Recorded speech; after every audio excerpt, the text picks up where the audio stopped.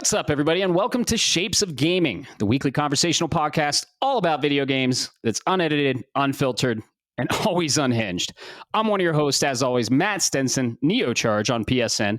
And joining me for episode number 9 we're on is the Retro Gaming Encyclopedia, Bob Harriman, Leon Lyon Hartley on PSN. How's it going, man? How's your week been? You can't get rid of me yet, fuckers. No, it's going good. It's been a busy couple of weeks, man. Just life seems to be going a million miles an hour. You know what I mean? Oh, yeah. I definitely know what you mean there. We recently went to Blackhawk. We went to Blackhawk last weekend. This will go live Thursday. We're recording Wednesday night, and we were in Blackhawk last Friday. That was fun. Blackhawk is a small mountain town in Colorado, about, I'd say, an hour northwest of Denver. And it's basically like a small mountain town like Breckenridge or, Gunnison or something like that had a baby with Vegas, and you can gamble legally there. We didn't do any gambling, but we definitely cracked some Magic the Gathering packs, didn't we? And we were there with a good friend, Ryan Bear, a good friend and listener of the show. So he was in town for an event, and he said, "Hey, you want to come visit me when I come in town?" I'm like, "Yep." And then I was like, "Hey, Bob, you want to join me on a little road trip and we maybe listen to a podcast and just hang out?" And he's like, "Yeah, sure. Why not?" That was super fun, man. I had a blast. Yeah, absolutely. It was a huge blast. Definitely. As I was joking with my wife, we were riding up there. She gave me the "Where are you going again?" And I'm like, "Oh, we're going to Blackhawk." And she said, "We don't have the gambling money." And I told her, "Don't worry about it, there, babe. I'm gambling." Not at the casino, but with Magic the Gathering, because as you are aware, if not everybody may be aware, but I hope you are. Final Fantasy collaboration finally hit. I stopped, just for a frame of reference, I stopped playing Magic the Gathering probably 20 years ago. At this point, I was maybe a little bit more. I just had some things in my life. It was getting to the point where I couldn't keep up with that pace of cards. I promised I was never going back to Magic because that's how you end up poor. And unfortunately, Wizards of the Coast decided they were going to get with Square Enix and not only do a Final Fantasy set collaboration, but Matt, let me tell you, the artwork in these cards it's just beautiful. Gorgeous artwork. Some of the best representation of Final Fantasy that I've seen in a long time. Unfortunately, I'm not going to be able to complete the base set because of the amount of value that's on some of these cards. So I guess there's that part. But yeah, man, we definitely got some ripping and tearing while we were out there. That's a good way to put it. Yeah, we ripped some packs. The artwork in the set is gorgeous, and it's from all the Final Fantasies all the way back to 1 to 16, and it's just a nostalgic journey. And yeah, man, those chocobos in the set are going for crazy amounts.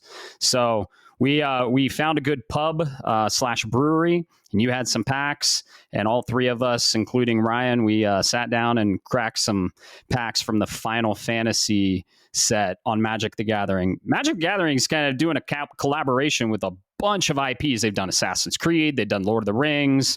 I don't know if they've done Star Wars, but they should if they haven't. It's kind of like the Fortnite of card games. It's becoming. But yeah, dude, we had a blast. We went on just a random mountain drive, very little service on our cell phones, cranking the music, MBR. We were listening to MBR, Master Boot Record. If you guys like synth heavy metal, that's the band for you. We saw them live at MagFest, actually. But dude, that feeling, you're with your friends in the car, windows down, cranking some music, just gorgeous views everywhere you're driving. It's zen, man. And sometimes you need that. Sometimes you need a good mountain drive, clean air, good friends, and then crack some Magic packs and drink some good beer. So it was an incredible trip, and I'm glad you went. Yeah, and I appreciate you bringing me along, man. I don't want to end on a downer, but I do want to point this out there for one of our listeners out there. You can get these collector's booster packs of this Magic the Gathering set. Okay, they are and it's going to sound ridiculous, but hear me out, folks, before you start screaming. It's an individual booster pack of 15 cards. They run about MSRP around $45 to $50 MSRP. Good luck finding it at that rate.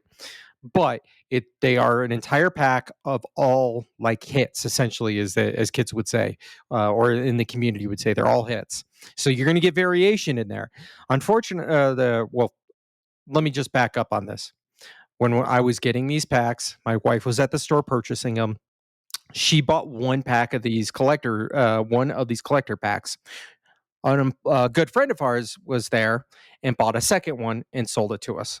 I had the choice 50-50 flip on those packs. I got to open one and I sold another to a buddy at cost. Mine came with a really nice gold, full art gold chocobo, jumbo cactar. Matt, do you know what this fucker pulled out of his pack?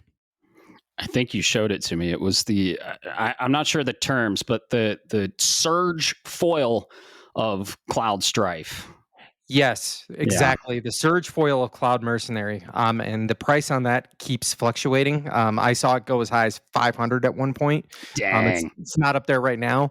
But needless to say, this is I should have just stuck it to myself. Okay, it should have been greedy, but I'm not like kind of individual. I like building a community. And the happy ending, I guess, at the end of this is I finally got a friend of mine back into wanting to do Magic, like seriously. So, I created a channel on this is a leverage. I created a channel into the Discord for our community members. You are more than welcome to go in there, post your ideas, your thoughts. I'm still playing catch up. I don't understand half of what's going on, but at the end of the day, it's Magic the Gathering, and this is a crossroads of Magic the Gathering and my favorite RPG franchise of all time. So let's go. Let's just not try to go house broke, man. Oh yeah, for sure. These trading cards are getting pretty ridiculous. We cracked some Destined Rivals, and I had a really good time cracking the Final Fantasy set with you. So if you have any more, down to crack, because the IP is close to both our hearts. Final Fantasy is my top favorite RPG of all time. I don't play Magic. I never have. I've always been a Pokemon TCG kind of guy, but it's really cool cracking these packs and seeing the art. So I appreciate you bringing those and doing that. So yeah. Let's see. Thanks everyone that's joined the Discord.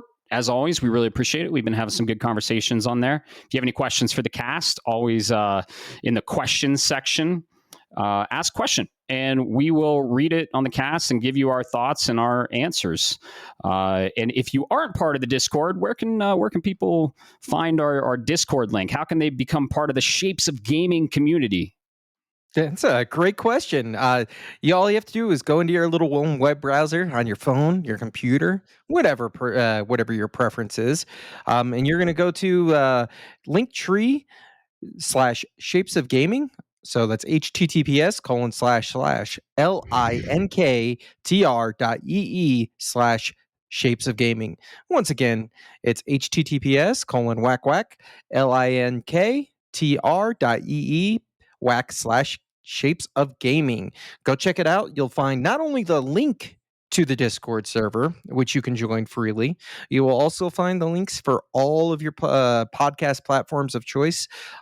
So whatever version you might like, if you need to switch up or whatever, you for whatever reason you're listening to us now and you lose track of it, that's where it is. That's where the landing page will always be. So go check it out and join this awesome community, man. Yep. We got the Twitter on there. We got the Instagram on there. We got the Facebook on there. We got the Discord on there. We have the YouTube on there. We're actually on YouTube, not video yet. We're working on that. But that is kind of a consolidation of all the links to everything Shapes of Gaming. We're trying to get that link a little more custom. So we're working on it behind the scenes, and as soon as we do, we'll let you know. But yeah, that's how you can join the community and subscribe to the podcast. That helps us a ton. You'll get all the new episodes automatically download every Thursday morning. We post them, and we had a little special one this last Friday. We did a Claire Obscure Expedition 33 spoiler cast, and boy, oh boy, we had some listeners of the show on. We had Caleb, Admiral Merps, and Alex Goat Lord Sriobix on, and we just kind of cracked open Claire Obscure, and we did it for a long time. That podcast was the longest spoiler cast we've ever done. 4 hours and 45 minutes. It's filled with passion. It's filled with just everything about that game. We had a blast, and we hope you guys enjoyed listening to it. And if you got through the whole thing, thank you so much. You are a dedicated listener, and we appreciate you very much. That was super fun. Super fun. Go ahead. What were you? Oh, I was going to say thank you for all the community members out there. Definitely, we got a couple of messages on that, praising the spoiler cast and the passion that went in there. And just another shout out, thanks to Admiral Merps and Goat Lord Cereobix for that. That was a long night, but there's a reason we did that. I'm not going to get too much into it, but let's just say there's a reason we went as long as we did on this versus about 2 hours or so for the previous spoiler cast. So just once again, huge shout out to the community members. That's what we love to do. So I love to see it. Oh, yeah, for sure. And we've cracked the seal 3 times on having guests on the show. And Kayla was actually in Ohio, so we can do this remote. So if you do feel like being on the show and you feel you can contribute to the podcast in any way, let us know. And we're probably going to start having guests more often. We're just trying to lay a foundation right now and get through, news and everything we're playing. And we're trying to keep it condensed for everyone, so it's a nice little package you can listen to. But we are open to guests in the future. So I have a correction from the last podcast, episode 8, which we also had a guest on. I said PlayStation purchased Bungie for $3.3 million or something. Yeah, I was way off. I had the number right, but I didn't have the actual illion right. It was $3.6 billion. Oh, that's not any better. No, it's worse. And they're trying to get their ROI with that. Marathon just got delayed. Gummy Bears, the project they're doing, is in development. Destiny's kind of slowing down. I'm not on it anymore. I used to be a big Destiny fan. So, $3.6 billion is a lot, and we'll see if that payment pays out for them. So, $3.6 billion. Holy shit, that's a lot of money. Dude, can you think about how many games and other startup stuff you could do with that? What if we took 3.6 billion instead of spending it on Bungie? And just hear me out. Give that to another studio. It doesn't have to be first party, and say, okay, we're going to you could do this across 3 and say, all right, cool. You're going to each get $1 billion. And hear me out on this, right? $1 billion is a lot for development, but we're each going to give you $1 billion. Go make a live service game that's going to make money. Yeah. It's crazy. To put it in perspective, The Last of Us costs it around $200 million to make. $200 million. That's 1/5 of $1 billion. And they spent $3.6 billion on Destiny. So they spent what, 16 The Last of Us worth on Destiny. And they're kind of coaching them now. So, hey, I love Bungie. Wish them the best. I hope they do well, and I hope that was worth it for them. We want nothing but success for our beloved developers, especially of Halo and Destiny and soon to be Marathon. So, state of the draft. We've gotten some games released. We've gotten some scores that have hit, and I kind of wanted to do like a state of the draft at the end of the month on a podcast. So this podcast is the last one of the month of June. So what do you say we get into the state of our fantasy draft we have going on? You know what? I think that sounds really good because I got some things to say about this current draft. A little bit of chest puffing. So let's do it, man. Oh, yeah. Let me go. I don't know. I'll just go down the list. Let's see. Caleb picked up Mina the Hollower. That's going to be a good one, a banger. It just got a release date, October 30th, I believe. You picked up a couple games. Why don't you tell people what you picked up? Yeah, absolutely. So first off, I want to say picked up Silent Hill F, which is amazing this month. If you guys haven't heard, Silent Hill is coming. This is a Silent Hill, but let's put it in 1960s Japan. And everything based on that trailer I saw says it's coming. It looks gorgeous, man. Um, and then right after the week after, and this is what I really wanted to dive into for us is I asked you, hey, remind me again on the draft, is DLC eligible to put on there? Um, it's not that I want DLC to be game of the year kind of material, but I do want to shore up my bedits. So I dropped my Dragon Quest HD 1 and 2 HD remake. As much as they're beloved games, sometimes you have to put your personal opinions aside on this stuff, and picked up Indiana Jones and the Great Circle for the Order of the Giants, which sounds like a mouthful. It sounds like it sounds like a Japanese anime title. But based on what I saw from the base game and the reviews that came out, it looks like points jumped between the Xbox edition and the PC edition to the PlayStation. The PlayStation, I believe, got higher scores. So that means with the Order of the Giants ending up on all platforms, that means theoretically I should end up leveling out. Now, the other one, Matt, and I'm Yeah. sorry to hurt some feelings. You were there with me that day. I noticed Wu Chang Fallen Feathers is coming out this year. I Oh also yeah. looked at it and said it has style. It has a lot of what I want. Is it game of the year? No, but I think it looks good. And with a fellow or a community member who said, "No, I already picked that up," knowing damn well that it was not on his draft list. So I said, "Okay," and just played it quiet, didn't say anything, and quietly bid on Wu Chang Fallen Feathers. And I'm sorry, buddy. I'm sorry, but it's mine now, and I got it for cheap. So I'm not giving that one up. Sure But is. yes, I.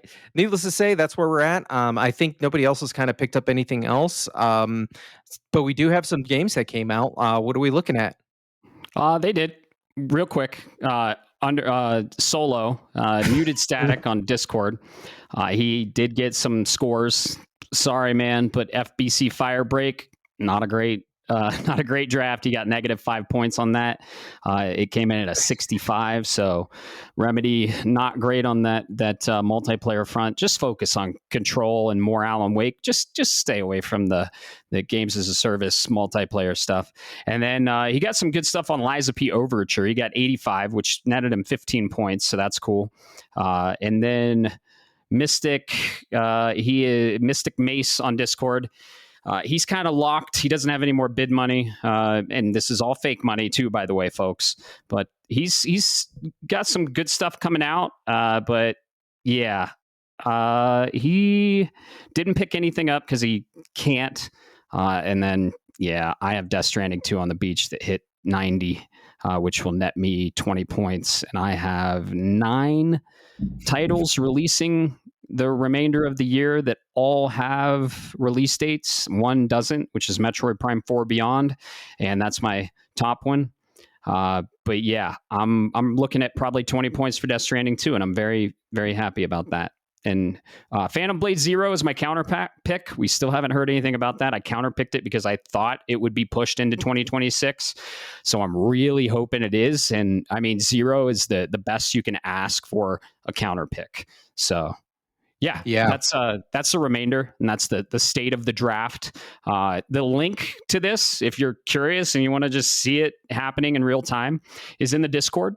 So it's just fun. It's something we do every year, and throughout the entire year, we kind of play it, and it doesn't take a lot. No money involved, maybe yet. Might put something on the line. Who knows? But it's anybody's game still. I'm just going to say that. And the further we get into the year, the more we'll see who the projected winner is right now. But projections are, and me and Admiral Merps and Fallen Wake on the podium, first, second, and third. So we'll see how it goes, though. You got a lot of good ones coming out, and you picked up that Final Fantasy Tactics. So Yeah, Incredible yeah. pickup. So, if you don't mind, I'm gonna let everybody know what to expect to see next month on this draft. Where's everybody at? Keep in Oh yeah. mind, we're late in the year, so most people are pretty much locked in at this point. Next year, when we're doing this, as we're doing this, it may shift. But right now, our projection for next month of July 2025, it looks like you've got, well, correction. We've got Mecha Break coming from Underdog Gaming, coming on the very first of July. I don't know anything about this one, so I can't really speak too much to it. But you say Mecha Break, I'm thinking, Gundam style That's what it is. Yeah. game. Okay, so always a solid pick. Have on the 11th Tony Hawk's Pro Skater 3 and 4 remaster. Um, I didn't play these ones, but from my understanding, they are cherished and they look good. I did, and the originals got both over 90. So they're the best Tony Hawk Pro Skaters, and I think this is going to be a good pickup for me. That's good. You know what else is going to be a good pickup for you? And I kind of almost regret not stealing this from you. On the 17th, a week later, you'll end up with Donkey Kong Bonanza. Oh yeah, If you haven't seen, that's go check that one out. oh yeah. This is where all my fake money was spent. I basically bet the bank on it because it was announced with the Switch announcement in April for July. I had a little bit of a chunk of fake money in my bidding amount, and I bet the bank on it. I bet like 34 fake dollars, and I beat out Mystic on it. That's so frustrating when you bid the same and then the dice rolls not in your favor. Yeah. Um, but yeah, that's a good pickup, man. I'm hoping for you. I'm really hoping. I'm hoping it doesn't end up like your other Donkey Kong Country game or Donkey Oh, Kong game this year. And then on the 24th, another right, pretty much a week later, Wu Chang Fallen Feathers, picked up by yours truly. I think that's a solid middle of the ground game. That's my strategy, folks. By the way, I'm not going for game of the year and then keep betting on game of the year and then end up with misses. I'm saying, what do I know is going to be in that right strong contender category? So that's where I'm feeling with that one. And then at the very end of the month, oh, I am so excited for this. I'm jealous I didn't get it. Is Ninja Gaiden Ragebound, which is Ninja Gaiden, but in the 2D platformer, that Castlevania, that style of game, dude. I'm so excited for that. That's a hard one to pick up considering when it comes out. yep. And that's my pickup. And you're actually going to talk about a game in the vein and inspiration of Ninja Gaiden on this cast. And I can't wait to hear your thoughts on it. Yeah, that's my pickup. And I think that was one of my original drafts. I don't even think it was a pickup because we draft what we do like 7 games and then you can pick up another 5 or something like that. Yep. So yeah, that was an original draft. I think you were trying to get that one and I beat you to it. And here's a really cool thing, folks. We're probably going to do the next draft when we draft everything. We're going to do a podcast on it and we'll do it live and maybe on video, maybe on just audio. Who knows? I can't wait. That's going to be very fun. Because Yeah, yeah, absolutely. I look forward to that, man. yeah, we basically just had a Zoom call sometime in January, and we did it. So, yeah, the draft is so fun. I just wanted to kind of give a state of the draft on the last day of the month or last podcast of the month. I think it's fun, and I think people kind of have interest in it. I've gotten questions on it, so yeah, draft is very fun. So let's get into the news. What's happened this last week? What do we have? Do you want to go first? Do you want me to go first? I think you know what? Speaking of the draft, I think we'll just lean right into this. Okay. Cool. You picked up Death Stranding 2. I've been eyeballing this one. It officially released on the early access for digital deluxe users. So this week has been interesting, trying to avoid it. But the reviews are in. And it is looking really good. I have heard several reviewers out there say that this game is Kojima back in his peak. We're talking Metal Gear Solid 3 Snake Eater peak. Uh, I have I have tried to avoid as much as I can in this, Matt. I did have one thing, quote unquote, spoiled for me, and that would be I know where this takes place now, but outside of that, I am in the dark. I do not care. I go to pick up my copy tomorrow, so probably while you're listening to this podcast, I'll be on my way to go pick up a copy. So that's where we're at. Death Stranding 2 is in. Let me get a hype check from you on where you're at with this. Oh yeah, beautiful. Oh, I can't wait. I'm super excited for Death Stranding 2. I recommended Death Stranding to you. You recently played it like a couple months ago, and this is the sequel to that. For those of you that don't know what Death Stranding is, it follows Sam Bridges, played by Norman Reedus. It's a game by Kojima, his actual studio, Kojima Studios. It's a second-party game published by PlayStation, and this is what the PSN page says. Embark on an inspiring mission of human connection beyond the UCA. Sam, with companions by his side, sets out on a new journey to save humanity from extinction. Join them as they traverse a world beset by otherworldly enemies, obstacles, and haunting questions. Should we have connected? Step by step, legendary game creator Hideo Kojima changes the world once again. Should we have connected, Bob? Because that's what you do. You connect in the first game. Death Stranding, as I've said on this podcast, is my game of the year for 2019. I couldn't be more excited for the sequel. And I am getting my copy shipped hopefully sometime today, if as you're listening to the podcast, which is Thursday. Sometimes it's delayed to Friday, but I hope not. I'm pretty sure I'll be playing this when shortly after you guys listen to this, or when you're listening to it. So couldn't be more excited for it. Love that it's getting better reviews than the original. The original got an 83 and was very divisive. And it's crazy because Kojima, we recently learned that he changed a lot of the game because people liked it too much in the play tests. Like, he wants more of a divisive audience. So it's crazy to say like, oh, Kojima changed this to make people like it less, but it's still floating between 89, 90s on OpenCritic. Like, dude, Kojima is the GOAT, and you can't argue with it. I am beyond excited for this game. Yeah, Kojima has just got a following, and he needs to learn that you're not gonna. You could put out a shining turd on a platter. It could be a game where you just literally shine a turd, and people would still read into it and follow him and say it was the greatest thing since mankind. I would probably end up. Full disclosure, I'm probably one of those people, anyways. I'd be like, no, this is amazing. It's a metaphor for something, right?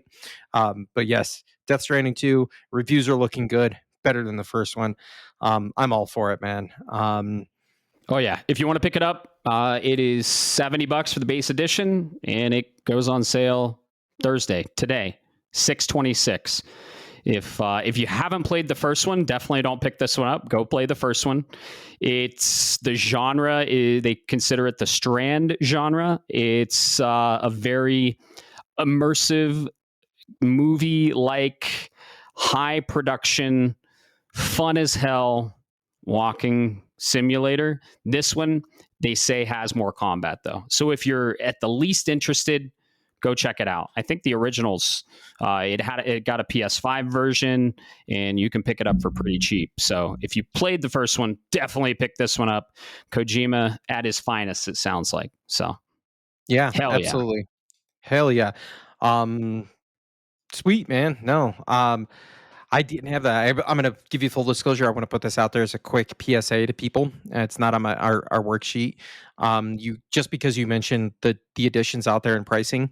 If you listen to our Claire Obscure spoiler cast and didn't play the game and all of a sudden want to play it, or if you're like me and you only had the digital version, GameStop, take it for what you will, does have pre-orders available for their Lumiere edition, which comes with the art book and steel bookcase. They're pre-ordering. It's not going to ship till later this year. It says release date is October 31st, but I only bring it up because you said $70. That's how much this one is. I just wanted to put that there as a PSA for our listeners. Yeah, because base game at Claire Obscure is $50, and you're getting the better edition with more things for $70. So that's awesome. It's so worth it. And if you're curious about Claire Obscure, please go play it. Into turn-based RPGs, I'm surprised you haven't yet. And if you want to hear our thoughts on it, we have a 4 hour and 45-minute podcast breaking it down after you play it. Of course, listen to it. Something got announced that I've been waiting on. Are you familiar with the PlayStation concert, Bob? Oh, yes, that's right. Yes, this is I've heard of it.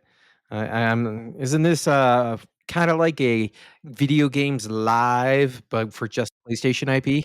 Yeah, exactly. And it's more of a production, and yeah, it goes over the music of Ghost of Tsushima, God of War, The Last of Us, Horizon, Astrobot, Journey, Helldivers, Bloodborne, Uncharted. The list goes on. And it's some of our beloved IPs.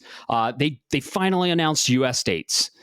So this was announced and it had overseas dates, but there are finally US dates. And boy, oh boy, is it coming to pretty much every state almost in 2025 and 2026. So if you're curious, you can go, you just Google PlayStation Concert. It'll take you there. And then it's PlayStation The Concert, and tickets will go on sale June 20th for the first state, which it looks like Williamsport, Pennsylvania.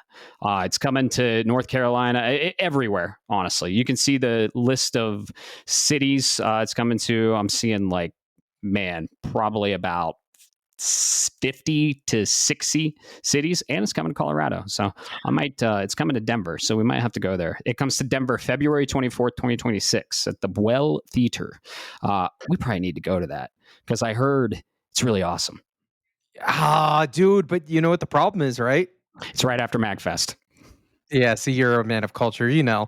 I'm interested. Now, we'd be curious if they modify the dates. There is the brand new outdoor amphitheater here in our neck of the woods of Colorado. So I would be curious to see if that comes, because if it drops at that Ford Amphitheater is what it's called, I will 1,000% join you on that adventure. Oh, yeah. Just because PlayStation music's great. It's iconic, don't get me wrong. But I'm curious, are they looking at, and I don't know if you've heard, is it just PlayStation primary IP, or is it anything PlayStation adjacent? Because there's a big difference. Nathan Drake I'm sorry, Uncharted is amazing. But what about Uematsu in Final Fantasy? I don't know if Square Enix will do it. They hold their own thing, but I did see second party in there, Helldivers. So it isn't limited to first party. There are second party. Could be some Kojima stuff in there. I don't know. Have you ever been to a video game concert? I go to them a lot. No, unfortunately, one, I never know about them because I'm an idiot like that, and two, I'm more of a heavy metal guy, anyways. So that's why Doom still stands the test of time to me for music, particularly this one this year. But that's a different point. Yeah, no, I would definitely be interested in going. Let's leave it like that. Oh yeah, I keep an eye on video game orchestras pretty much all year. I've been to Zelda. I've been to Final Fantasy Remake, Final Fantasy Rebirth, a Final Fantasy Distant Worlds. That was awesome. They're really cool. Live orchestral music hits different, and it's incredible. Bloodborne's actually in this one too, so you get a little bit of a FromSoft. And yeah, if you guys are curious, they say it's the ultimate video game concert experience. PlayStation The Concert is a cutting edge live music event that redefines entertainment, seamlessly merging the magic of gaming, live music, and technology like never before, in a way only PlayStation can deliver. I've seen there's like a behind the scenes on this, and this is what really got me interested. So if you like YouTube behind the scenes PlayStation The Concert, they show like the different unique things they do for concerts, and there's some really cool like 3D imaging stuff going on. Yeah, I'll grab tickets. I'll grab another one, and you're going. So, you know what? Let's go. If I'm telling you, if they do third party, can I get a live rendition of Snake Eater, please? ooh, funny you say that because guess what? Last MagFest, the original lady that did that was there, and she performed it live. And I listened to it while drinking coffee in the atrium of the hotel that you stay at. So. Oh, I just melt into place, Mhm. man. I saw a video on that one earlier, and just shivers up my spine. I literally was like, "Holy crap! Are those goosebumps on my arm?" Oh yeah, if I can dig up that Magfest video, I can show you. And another crazy thing, we were listening to like a little orchestral the arrangement in the atrium, and my friend Ryan, shout out, he looked over and he's like, "Hey, don't look now, but I'm standing next to Marty O'Donnell." And Oh, of oh, course, I immediately looked and I was like, "Oh shit, you're right. That's Marty O'Donnell. We're just chilling with Marty O'Donnell, listening to a Zelda orchestral track in this atrium of this hotel." I can't wait, man. I can't wait. It's going to be Mega Man themed. It's going to be amazing. So, yeah, PlayStation the concert tickets on sale now, and they have US dates. So go check it out, especially if you like live music and live orchestral music. I know I will, and we will. yeah. So, Oh, yeah. sounds like a plan. Yep. All right. Well, I hate to do it, but we're gonna go from a high note, man. But let's talk let's bring it down to more serious realm. All right. Sounds so this I've got my source from Video Games Chronicle. This is I am not had it 100% confirmed, but I think it's worth talking about, as multiple sources are talking about it, including GameSpot, IGN, Forbes, and that's Xbox is looking to reportedly conduct some more mass layoffs here as early as next week, and we're recording on the 25th of June, so probably by the end of that.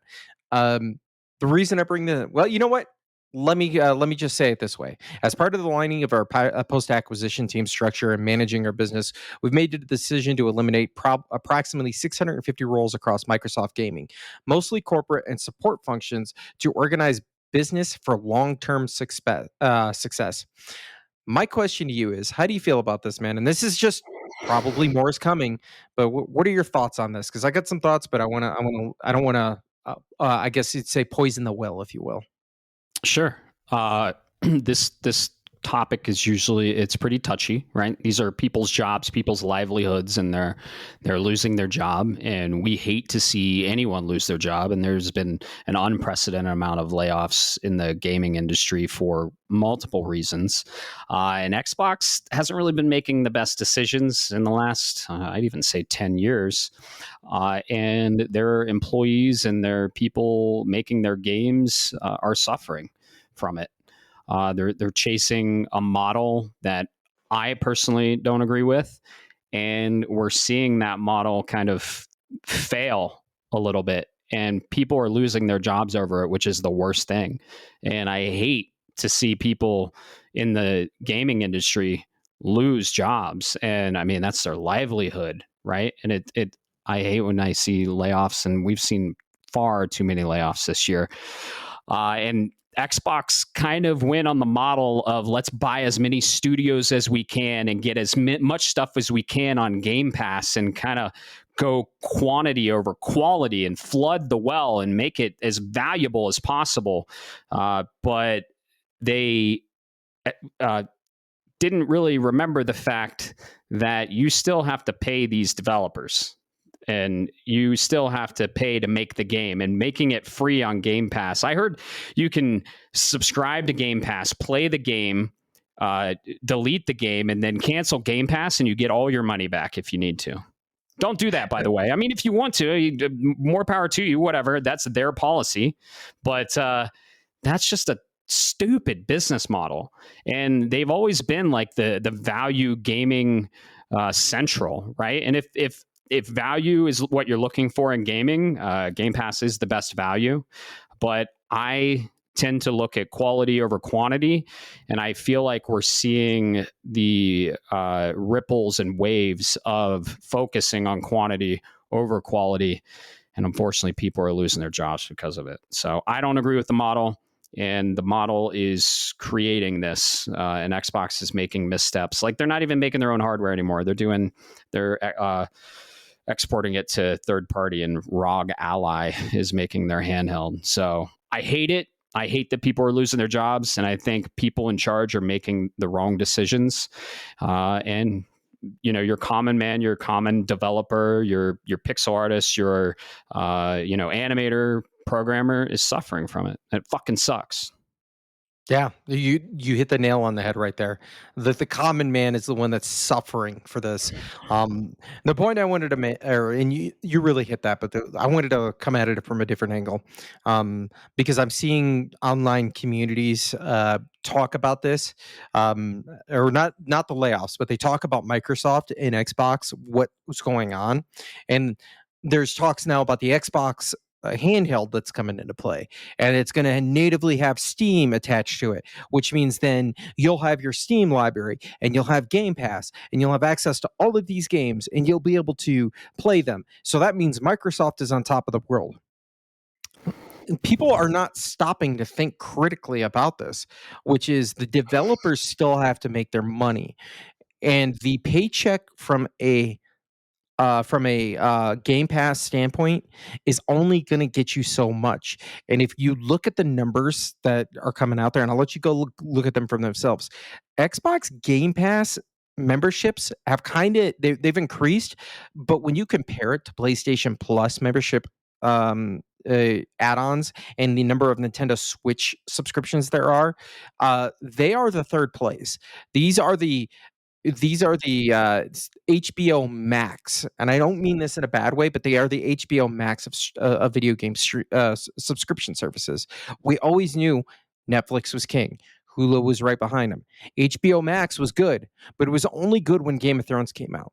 It was only good when XYZ else came out. After that, guess what? You canceled your subscription and that was it. The only time you ever had it is when it was included with another package. And that's what Game Pass is doing. And unfortunately, that's ruining it. So people who think that Xbox is on top of the world and going to crush PlayStation, they're going to mess with Nintendo. I want you to stop and I want you to go Google that. Go look online and look at what's happening to the employees, the common man. Because if the pixel artist and the sound guy and the developer, the junior developer, are not there at a studio to make the quality games, then Game Pass is going to continue to stagnate, and then eventually you're going to see people fall off. They're going to cancel their subscription because why would I do that when Steam still has just as much? Oh, by the way, Steam has my PlayStation library, has my PS Plus library. It may not be every game, but it's enough, right? So unfortunately, that's the point I'm making is Xbox fans. I'm sorry, but you need to put down the copium. Yeah, the war is over. It's just over. Xbox has a different strategy, just like Nintendo has a different strategy, and it really all depends on how you play and what you play and what you want to play. But Xbox will do day one Game Pass, PC and Xbox. You don't need an Xbox; you just play anywhere, like they say.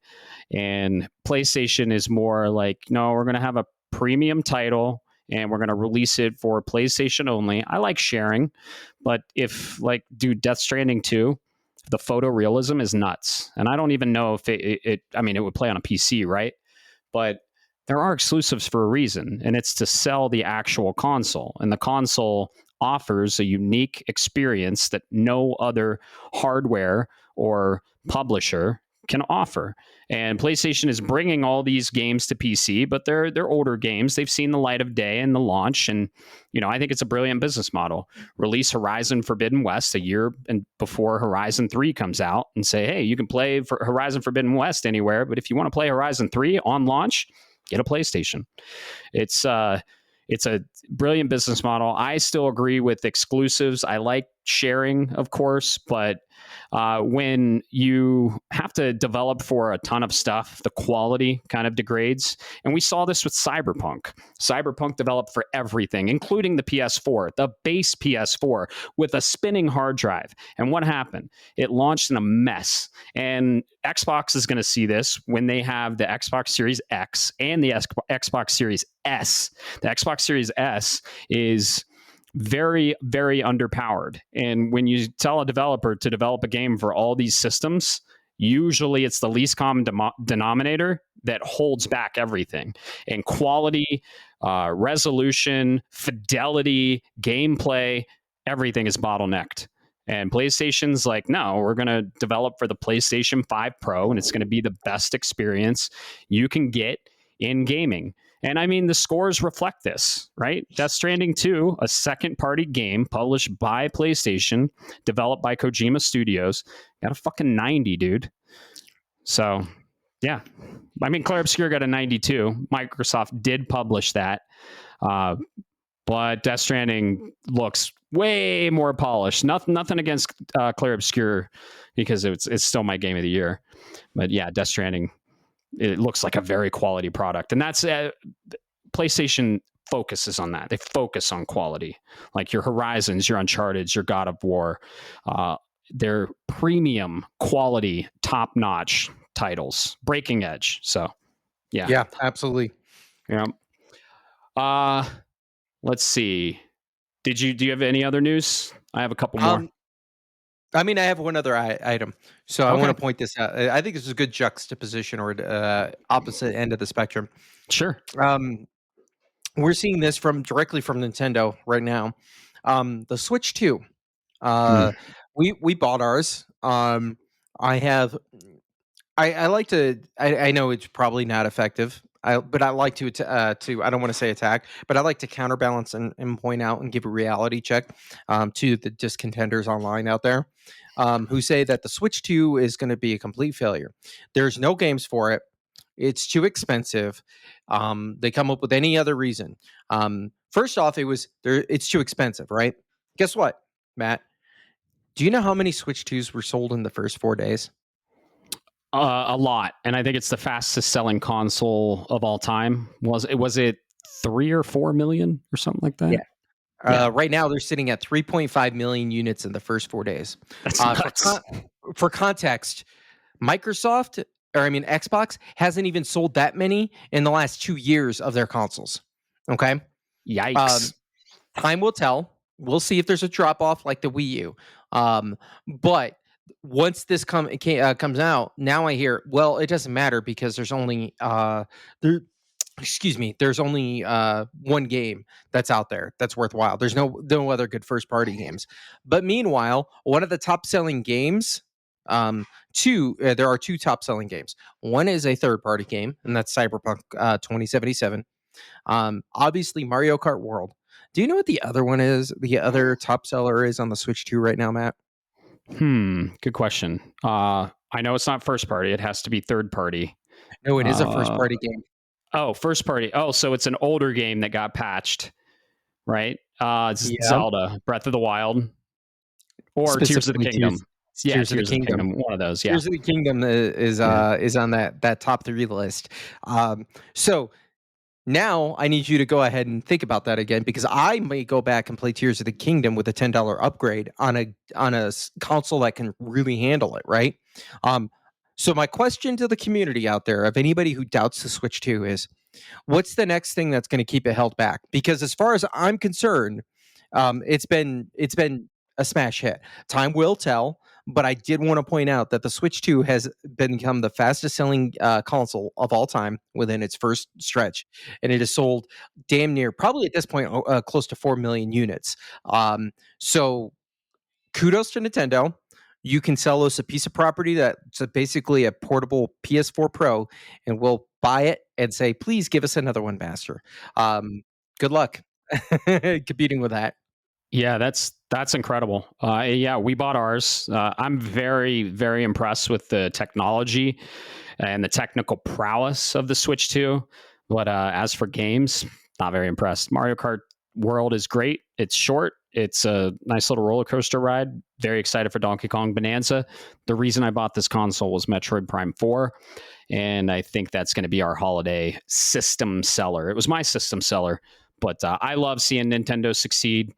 Competition is always good for the consumer, and I wish them the best. I love my Switch 2. I've been playing it a lot. I'm actually going to be talking about a game I've been playing on it in the What We're Playing, and I definitely highly recommend that you do play Tears of the Kingdom, especially on the Switch 2. It runs and looks like a new game, and it's an incredible Zelda, man. It's awesome. I love Tears of the Kingdom. It's not my favorite Zelda, but it's like comparing cuts of steak, right? It's a really good game. And I think the re-release, I think they rescored it. I think it got like a 92 or something and it got Game of the Year. Tears of the Kingdom did. Or it was either Breath of the Wild or Tears of the Kingdom. They're very similar. Let me just say that. But yeah, I hope you do go back and play it on the Switch too, because it's going to be an incredible experience on the Switch too. Yeah, I did forget about that. Thank you, Matt. Is remember, folks. Now, this is not user score. This is critic score. I want to preface that. But Tears of the Kingdom in the critic score dethroned Claire Obscure Expedition 33. Do I think it's right? Personally, no. But I also want to point out that you're talking about a game that came out in 2018, 2019, something like that. It's a few years Tears old. or Breath? Oh, no. I'm sorry. Tears came out in 2022, I believe. Somewhere around there. Yeah. Somewhere around there. The point is, that game, from a critic standpoint, smashed Claire Obscure, which is still my game of the year. So at the end of the day, I will go ahead. I have things to say about Tears, but I also think it's not fair until I play it further and on a system that can support it. So I will report back. It's just a matter of when. Exactly. Yeah. I put 125 hours into it. I have a good outlook of it. And yeah, I cannot wait for you to play it. As a Zelda fan, you're going to love it. It does have some different mechanics, but holy crap, the boss fight at the end is one of the best in Zelda history. Tears of the Kingdom came out May 12th, 2023, by the way. So I am very excited for you to play this. It's a wonderful Zelda. Let's see. So yeah, congrats on the Switch 2 launch and their success. I hope it keeps selling, and I would love to see more Nintendo IP get the treatment it deserves and get to those PS4 Pro levels of graphics. Can you imagine a Zelda coming out in like a FromSoft, like Soulsborne way, and it's just incredible graphically and a little tough and just a dark, gritty story, maybe sequel to Twilight or a prequel to Twilight in that timeline? Can you imagine that? That would be amazing, dude. I think so. That's a really weird thing about these Zelda games is I think they're really beautifully done in terms of a timeline. I think the gameplay is the kind of the part that gets me. But I would love to see that. Speaking of seeing, I just dropped that to you. Take a look at that as a pre-order for games that are coming. I'll let you take a look at that, man. That's Oh yeah. oh, Very cool. I'm looking at Woodkid vinyl for Death Stranding 2 on the beach. Just went on sale. Woodkid is of course the composer. He does all most of the soundtrack for Death Stranding 2. Kojima actually came to him, opposed to Death Stranding 1. Kind of a compilation of artists, including Low Roar, just incredible compilation. But Kojima actually came to Woodkid and said, "Hey, can you make music specifically for Death Stranding?" And man, I bet this game is going to have a banger soundtrack. I've heard a lot in the trailers, and I got hooked immediately. So yeah, Woodkid for Death Stranding 2 on the beach, vinyl, $65, $64.98. And yeah, over the course of 3 years, Woodkid collaborated closely with Hideo Kojima and the team at Kojima Productions to create a striking body of original in-game music for Death Stranding 2 on the beach, the hotly anticipated sequel to the globally acclaimed video game Death Stranding. I don't do vinyl, but I know we have listeners that do, so go grab that. You can get it through the IGN store. Through the IGN store. Woodkid, Death Stranding 2 on the beach soundtrack vinyl. Very cool. Very cool. Yeah. Yeah. All right. So what else do we got on the news? I know you got some things you want to chat about. Yeah. A few things. So Little Nightmares. We got some Little Nightmares news recently, actually. I'm a huge fan of Little Nightmares. You ever played Little Nightmares? I can't say I have. It's been one of those games that's just kind of always escaped me. So give me the rundown, man. What are we working with here? Yeah, side scrollers, survival horror, very artistic, has a lot of undertones of a lot of topics in the world. Let's just say that. I don't want to spoil anything. I played 1, I played 2, 3 got a release date, and they recently said that 3 is going to arrive in October.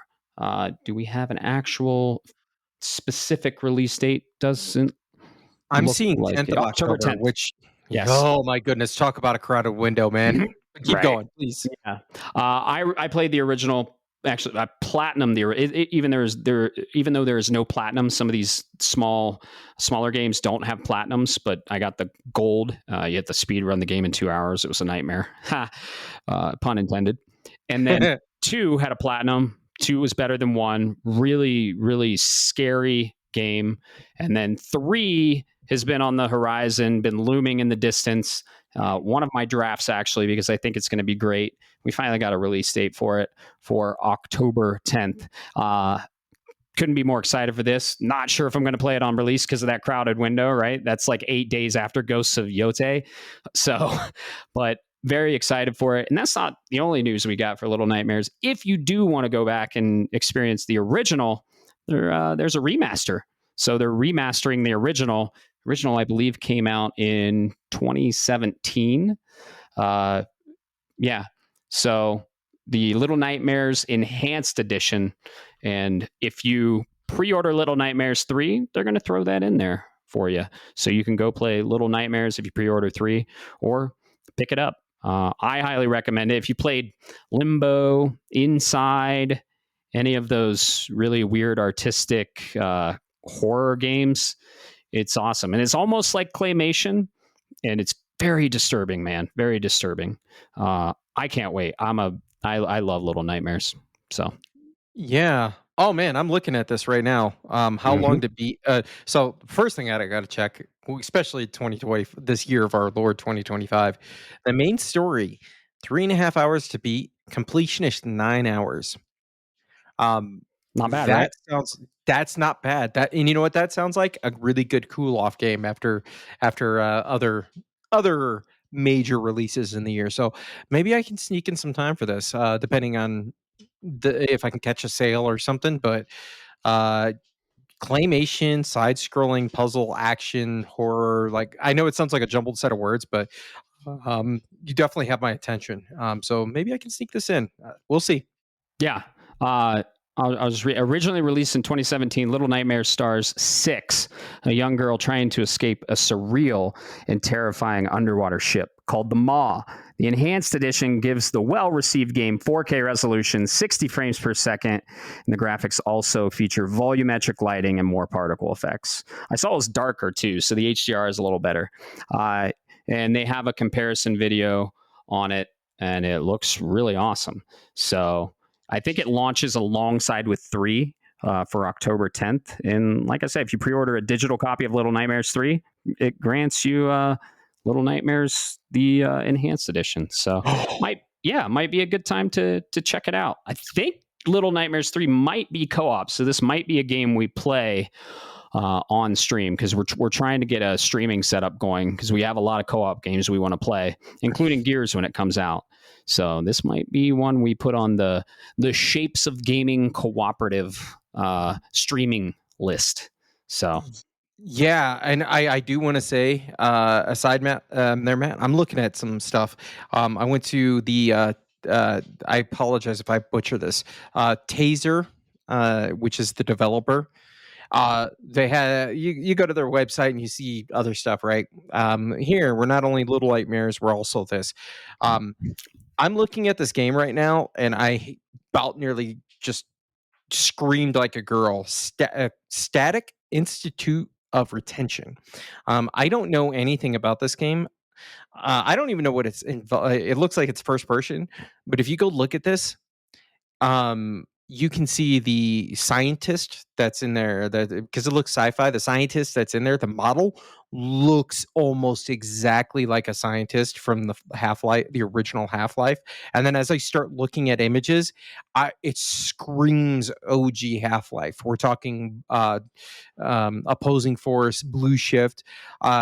So if this is the kind of inspiration that they use to make their games, I'm bringing this back and saying, all right, Little Nightmares, you've got my attention, because as you listeners may not know, is Half-Life is in my top 5 games of all time.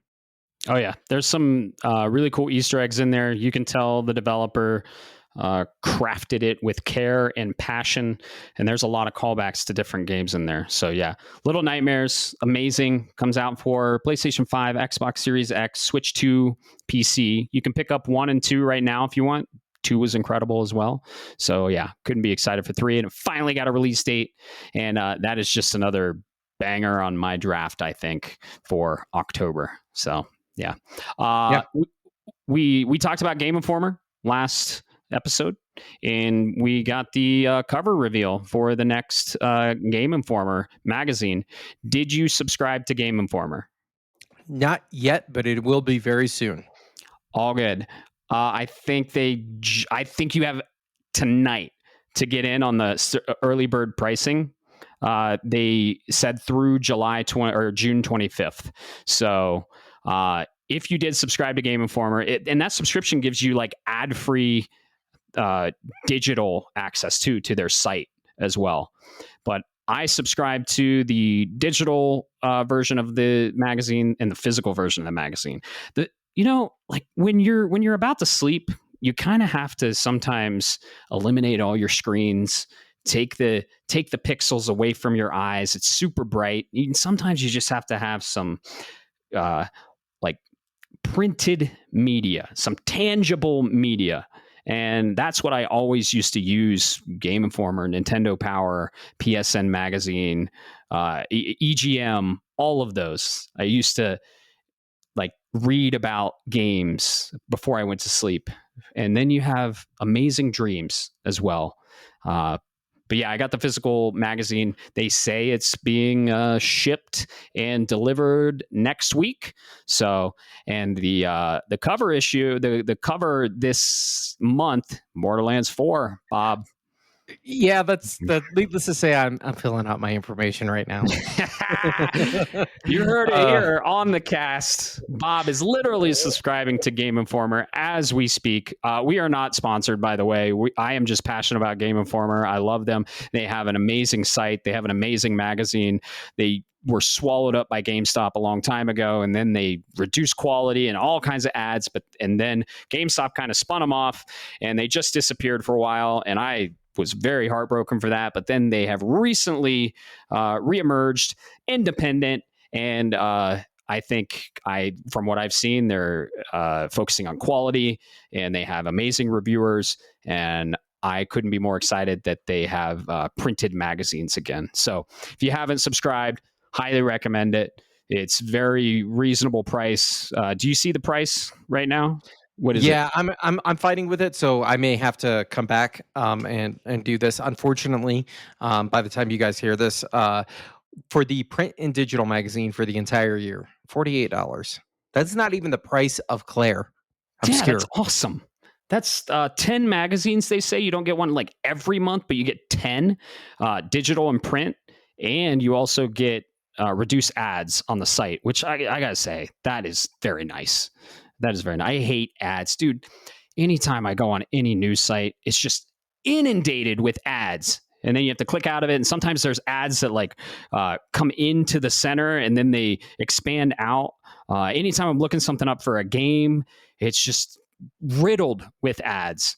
So Game Informer is pretty clean once if you subscribe, and even before you subscribe, there's very little ads compared to the other sites out there, and you know which ones I'm talking about. So I'm not gonna call anybody out, but you know who you are, and shame on you. Exactly. Ads pay the bills, of course, but I'm more than happy to support Game Informer. I have some people that I was friends with. They recently moved, but that work there. I'm not in touch currently, but they have some good people there. Let's just say that, and they know what they're doing, and they have really good reviews and really well articulated reviews. So couldn't be more excited that they're back, and subscribe to them if you can. It's for a good cause. 5% goes to St. Judas Hospital too. So that's really cool. If you needed another reason for that. So lastly on the list, today for our listeners is the when just now. Yeah. When you just missed it. Dude, there's a sequel coming out, Spaceballs 2. They announced it. Yeah. I didn't want to put it in the news, but I didn't put it in the news, but I wanted to put it in the news because I'll get on a tangent. I'm sorry. The floor is yours. I've been jammed. Sir, yeah, the radio has been jammed. How many assholes Raspberry. are on this ship? Raspberry. There's only one man who dare gives me raspberry. Dude, I could quote that movie all day. If you don't know what we're talking about, go watch Spaceballs. It makes fun of Star Wars. It's incredible. It's hilarious. It's a cheeky, funny movie. It's amazing. And there's a sequel coming out too. Yeah. Do you know? So I don't want to get us off too much of a tangent, but still. So the main character for Spaceballs, he's dressed a certain way. Do you know why? He's dressed like Solo, right? No. Why? No. Oh, He's dressed like Indy. oh, yeah. Maybe a hybrid between Solo and Indy. Yeah, he wasn't allowed to be dressed like Solo. Oh, of That course. that was part of it. So what did Mel Brooks do? Dressed him like Indy. Yeah. That's funny. Which is another Harrison Ford great performance. So he said, "Oh, if I can't make him Han Solo, I'll just make him Indy." Yeah. If you know Spaceballs, you know Spaceballs.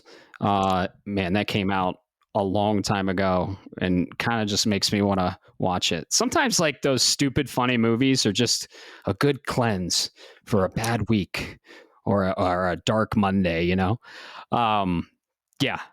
So what was I saying? Oh, today the Capcom showcase is happening, and you are coming over for this. We're going to watch it.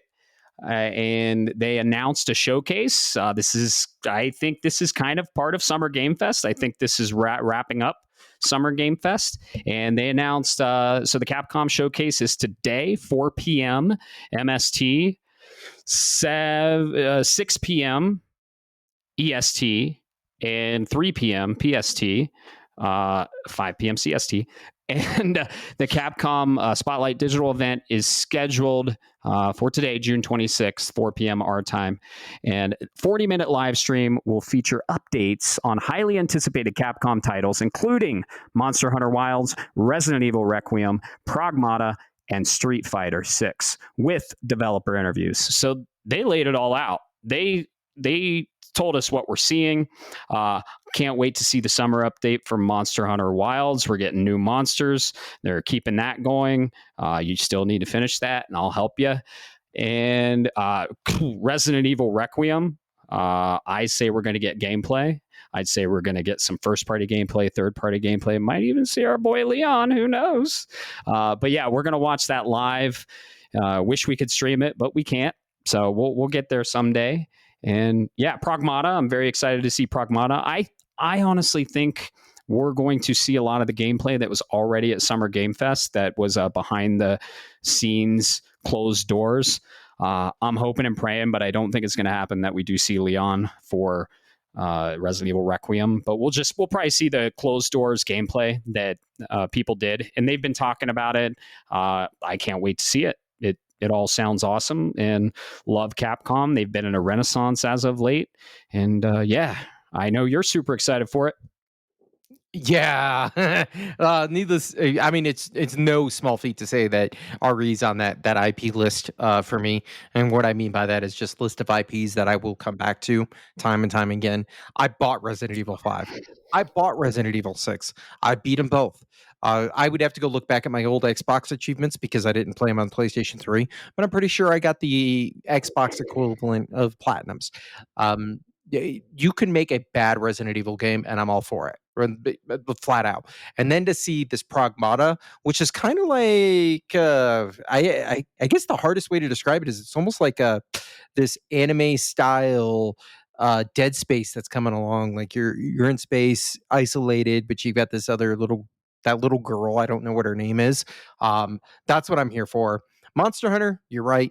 I do need to get back to that at some point because it's a beautiful game and kind of like another game that recently got updated. It's receiving quality of life updates, and I think it's one of those games that 6 months down the line, you're like, "Ooh, let me go check in, see how things are looking," and it looks more polished. There's more features. There's more missions. There's whatever, right? Versus into the base game. So I'm all for this. I did want to say, aside, I did not include this in the news because I don't think it's as relevant for the Capcom compared to something like a Capcom showcase. Um, But have you noticed how developers are now like, you know what? Screw Summer Game Fest. Screw State of Play. You know what? Fuck it. We're going to just do our own direct because Arc System Works recently announced they're going to be doing their own showcase Friday, so the day after you guys hear this. And Arc System Works really only has one game that's in the pipeline that everybody's excited for. I know they have other games that they're continuously providing support for, but they only have one in the pipeline that I'm aware of that's actually kind of like, hey, we need to really sell this game. So I think it's a really interesting. This is just my way of saying I think it's interesting, and I'm seeing more and more developers do this instead of saying, why wait for Sony? Why wait for Microsoft? Why give them the extra boon when we could just do it ourselves? It's cheap. You just jump and get on a camera, you pre-record some stuff, and you put it on YouTube, and congratulations, everybody's happy. But yes, Capcom, I'm going to come over. We're going to talk Pokemon 2. We're going to talk a lot of fun stuff. I'm all for it. RE9 is probably near the top of my anticipated games for next year. Oh yeah, same here. So yeah, I'm excited for it too. Diana is the little girl in Pragmata, and the unique gameplay hook is you can hack enemies, and there's like a little mini game, and you can either lower their defense, lower their attack, and it's all in real time. You guys will see it today on the Capcom showcase. Tune in, and it's for 4 p.m. MST, so should be good. I don't know if we'll see some surprises. I think they basically laid it all out, hoping to see some surprises with Resident Evil. So I think it'll be a good event. So that was the news. We had a lot to get over, or a lot to go over, but we're going to go into what we're playing. And if we have time for a main topic, we'll get there, but probably not. We need to catch up on what we're playing.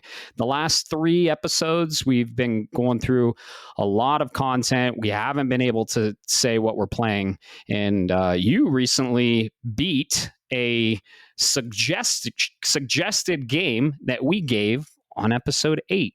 And I can't wait to hear your thoughts on that. Did you want to lead with that, or what do you want to talk about? Let's dive deep into what we're playing. I know you're chomping at the bit, so I think I could probably start this off, and then I'll give the entire stage to you, my friend, because I know you got a lot to say. Okay. At least I got a feeling, right? Yeah. Well, that's a good aside.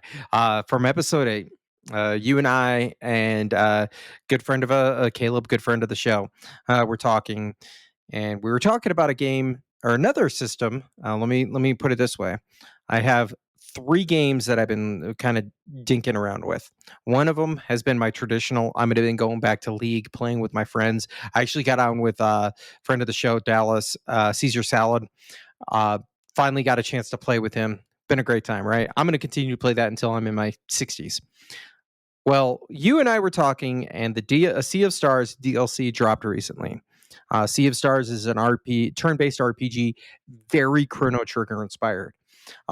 Talking with you and Caleb, I realized that the developer, Sabotage, also made another game before Sea of Stars, and while they are very much different in terms of their genre, in their overall universe, they are connected in their own little way, right? I'm gonna leave it only at that. That's your only notion. But I'm gonna talk about The Messenger, their first game. This is some light spoiler because I think it's important to discuss a few things here to understand the context. But first off, all right, cool. Now that you're ready to leave, that was your warning about spoilers. It's a warning. This is a side-scrolling, very much Castlevania or Metroidvania, as people like to call, inspired gameplay, but with an aesthetic that is old school Ninja Gaiden. And I mean old school 8-bit Ninja Gaiden, right? It does not shy away from it. There is a reference to Ninja Gaiden within the first 10 minutes of this fucking game. What really blew my mind about it is it's not only a reference to Ninja Gaiden, Matt, but they call it out and say, no, it's a requirement for us to do this. And now that we've done this, we can move on with our lives. The writing it is in such a tongue-in-cheek way, but it's not over the top, like people complain about, let's say, Borderlands. Um, but yes, I platinumed this. Yeah, you That's how did. much I enjoyed this. It take I think I did it in about my PlayStation dashboard says I played for 20 hours. I don't think that's accurate. I'm in more in the 12 to 15-hour range, to do this. It's not a terribly difficult platinum. There's a couple of annoying achievements, um, but those are more of you follow a guide, you'll be fine. The big hook, Matt, you know what really got me on this game What?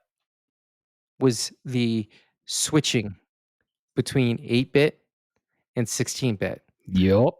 Um, I didn't that spoil that for you. I was you waiting did not. You because did this not. was in our 8-bit episode, and this was one of my honorable modern mentions. And I was like, and I don't know if you heard it. You can go back and listen. And I was like, yeah, and this is an 8-bit game, kind of. Yeah. You hit that well. Mhm. The transition that's in here, the platforming is super tight. Unlike other platformers, my problem with Metroidvanias is, let's say there's spikes. Well, the spikes within the hitbox kind of extend out from a wall. So if you think about it in a little straight down line, those spikes tend to stick out, and even though your character model doesn't touch them, you still get hit. A good example of this is Prince of Persia: The Lost Crown. Amazing game, but I think they needed to fine tune them because in platformers, those hitboxes are important. In the Messenger, they are beautifully done. I never felt like it was my fault. And in fact, the game calls you out because when you die, you get little mini loading screens, and it antagonizes you. You'll get messages like, "Let me guess, you meant to press that." Or "Let me guess, it was the game." Like they antagonize the fuck out of you, and that makes me want to beat my head against the wall even more. But this game, I if I wish I had played it sooner. This is an amazing 2D platformer. Um, Go check it out if you haven't. Like I said, you can beat it in 10 hours. If you want to platinum it, it takes you a couple more hours to do some cleanup duty. And that's considering I'm the kind of guy that doesn't really necessarily always read the trophy list. So there is room for you to quote unquote screw up. Um, but yeah, The Messenger, highly recommend it, by Sabotage Studios. Do you know what else they made, Matt? Oh yeah. Before or after? After. Yeah, Sea of Stars. Yeah. Yeah. First of all, I love this game. Shout out to Bo Rito Supreme on our Discord. He actually recommended this game to me a while back and said, "Dude, this is totally your type of game. Go play it." I played it. For that reason, I backed Sabotage Studios' new game, Sea of Stars, then because of that game. So yeah, Sabotage Studio makes The Messenger, and they made Sea of Stars, which you've also been playing, huh? Yep. I'm playing the DLC. I get a little bit into it and then I get distracted. But so the Throes of the Watchmaker, free. I want to point that out to everybody. Free, and Sea of Stars is like $20 online. DLC to a turn-based RPG. This is not Claire Obscure with parries and dodges that we've been talking about. This is the best way I can describe it is if you can tell Sabotage was inspired by two classic 16-bit RPGs. One of them being Super Mario RPG and the other one being Chrono Trigger. It's the equivalent of what happens if those two games had a baby. And it comes out into a beautiful 16-bit style, turn-based with great quirky writing. Once again, you can tell the same writers are there because, and I don't want to spoil any of this, but you can tell there's a certain level of undertone and self-awareness to where the game takes itself seriously, but not too seriously. Um, I don't want to spoil much about the Throes of the Watchmaker, but I'm only a couple hours in. Um, I will say, did you play this, Matt? I did. It's actually on my list to talk about. So I mean, I guess I can piggyback off of this, but I definitely want to hear your thoughts. It's the most gorgeous pixel art I've ever seen. Absolutely. Um, so I'm playing on a little bit easier difficulty with the relics that are playing, Hmm. because I was trying to understand. I was trying to pick up back up where I was at, right? When I play a game, I kind of forget the mechanics, but I remember how it made me feel, and the base game made me feel so warm and fuzzy on the inside. Ooh.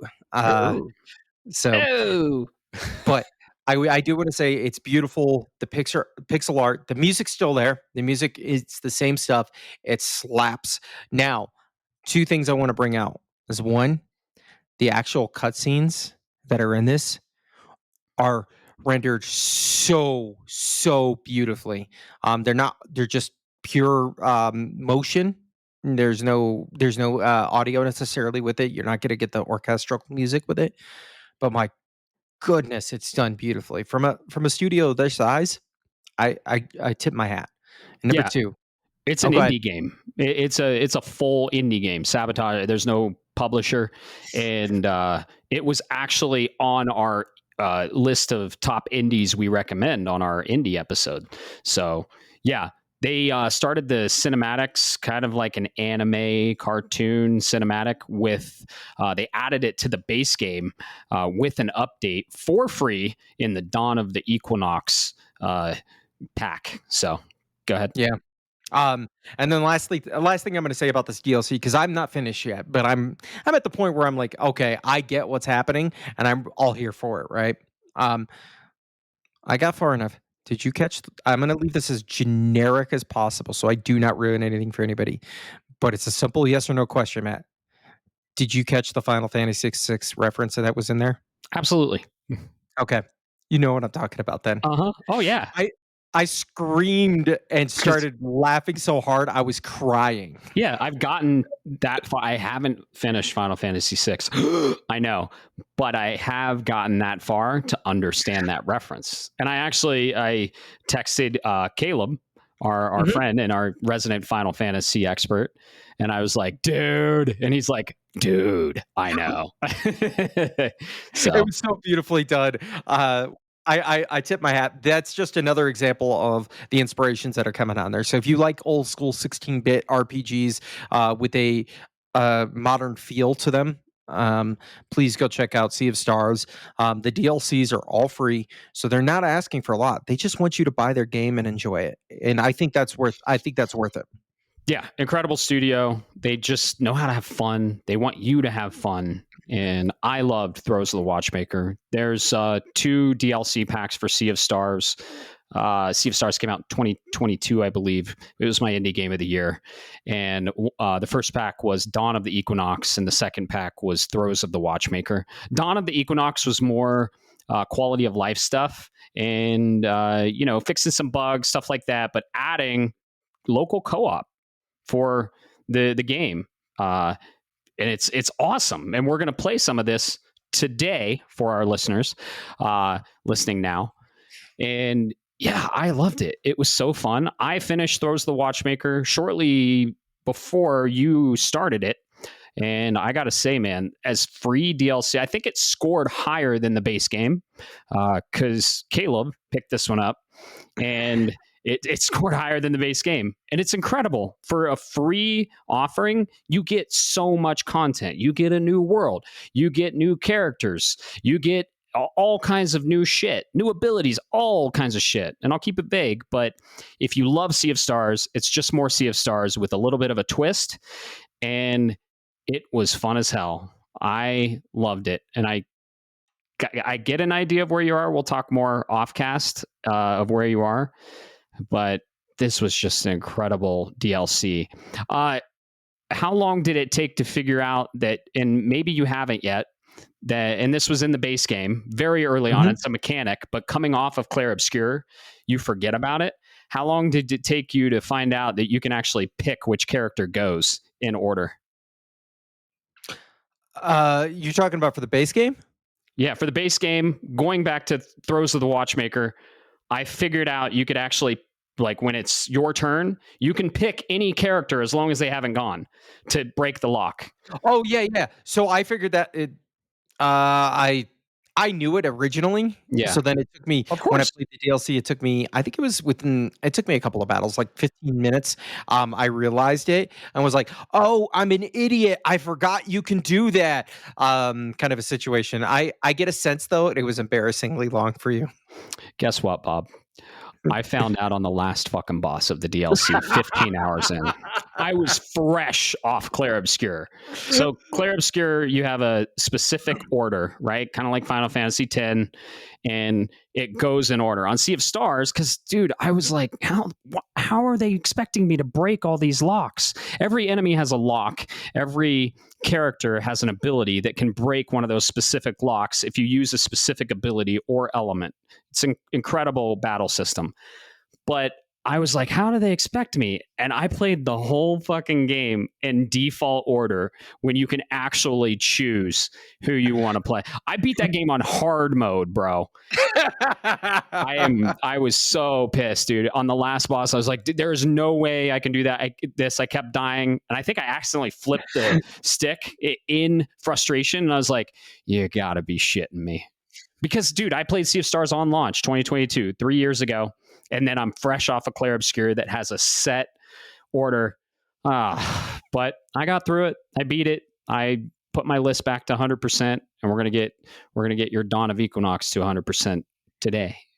So Let's do it, man. All right. So what else you got? What else you got? I know you got some hot stuff to talk about. It's been a couple episodes. it has. We got a lot. We've played a lot. I mean, man, it's been like almost 3 weeks. We've talked about what we've played. I want to go into my experience of the Switch and traveling, and I've kind of dug into some of the systems. And dude, the Nintendo Switch app is pretty sweet. It's a lot like the PlayStation app. Did you know when you take your screenshots on the Switch console, it'll actually show up in the app now, and you can copy and then just send it over text? Mind blowing, right? On the Switch One, you had to scan a QR code. You had to connect to an ad hoc Wi-Fi network. You then had to transfer your one fucking screenshot over that network to your device, and then you could send it wherever you wanted. Now it's just like you take the screenshot, shows up in the app like it always should. It's awesome. The Switch 2 is worlds better than the Switch 1. Battery life is awesome. I think we already talked about this. And I have been revisiting older games that I waited to play on the Switch 2, actually. One of those games, and this is the game I told you I was going to fire up first, and I did, you were there, is The Legend of Zelda Echoes of Wisdom. And The Legend of Zelda Echoes of Wisdom is another isometric 3D inspired by Link's Awakening, and you play as Zelda, not the green tunic looking boy. Okay, this is Zelda, Princess Zelda. Okay, you play as her, which is awesome. And the combat mechanic is you can basically become a necromancer and copy any enemy that you beat, and then just summon them whenever you want. And you can also summon objects in the world. So if you see something that you can copy, you just copy it and it goes into your copyable abilities, your echoes, if you will. I'm really enjoying this, man. It's making me want to revisit Link's Awakening. First of all, in the Switch 1, Link's Awakening was remade into a gorgeous engine, and it was beautiful, but it ran like shit. Like, it ran almost like a slideshow. I powered through it because I love Link's Awakening so much. It's one of my favorites. It's probably my third favorite isometric top-down Zelda. The Oracle games being my first, Link's Awakening, or A Link to the Past being my second, then Link's Awakening third. But I mean, that's like comparing filet mignon, right? I'm a huge Zelda fan. It's my favorite IP of all time. And yeah, it's making me want to go back to Link's Awakening. Echoes of Wisdom came out, I think, like 2 years ago on the Switch 1. Had the same problems. Same engine, same problems. Only this one would fluctuate between 30 frames and 60 frames dynamically.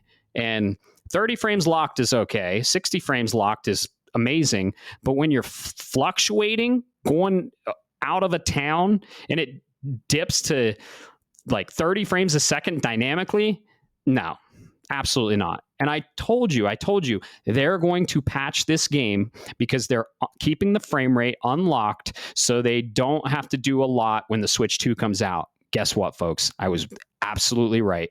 The patch adds a consistent 60 frames. I haven't seen it dip once at all, even in the water areas. The water areas were atrocious, and that's where I put it down because it was so bad. It was like fucking with my eyes, man.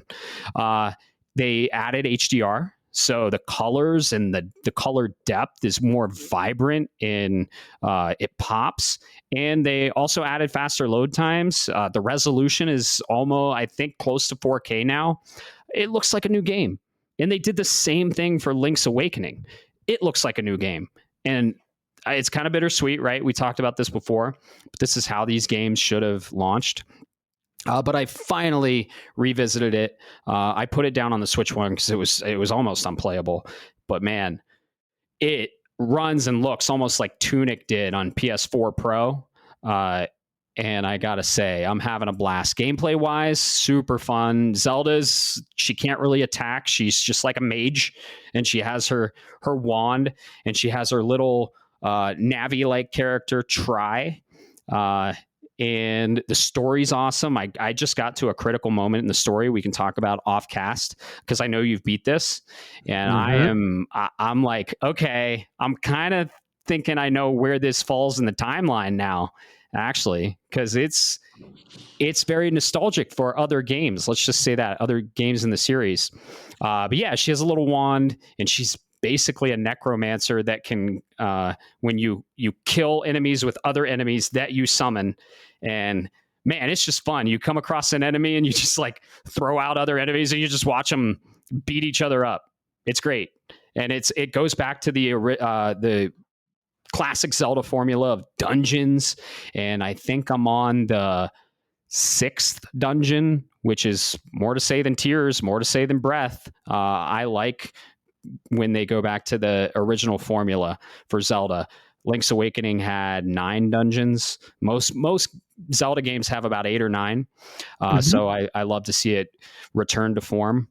And yeah, it's so fun. The echoes are fun. It's gorgeous. The little characters are amazing. Everything you love in Zelda is here. The Gorons, all of them. The Zoras, shocker, right? It's in Hyrule. There's callbacks to many things. Let's just say that. And I'm having a blast. I think I'm about 80 or 90% done. I'm trying to finish it before Death Stranding 2. I think I will. And yeah, I'm having a blast. I played it on the plane. I did like 5 flights because it got delayed when I went to Myrtle Beach, and I really utilized my Switch in travel mode, handheld mode. And man, when you got your Switch, no matter what environment you're in, you're just zoned in. It was funny because I flew Southwest, right? So if you get on it somewhat soon and before people, you can kind of pick your seat. And I usually like a window seat. I just like watching it. I like at takeoff, throwing on the high wind takes to the skies. And if you time it right, the crescendo of the track will go when you actually take off. The da-na-na, you know what I mean? Yeah. And I usually do that.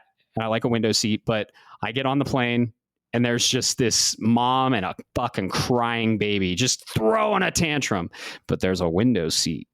And I was like, is that seat taken? And the guy next to her is like, you sure you want to do that? And I was like, I got my Switch 2 and headphones. I don't care. And the kid was just a menace, right? Screaming. Dude, I got the Beats Pro on. The key to good travel is good headphones. You got to have that ANC, ambient noise cancellation, ANC, and throw your Beats Pro headphones on, Bluetooth to the Switch. You get just portaled into a different world. And I didn't even know there was a crying baby next to me. I was playing Zelda.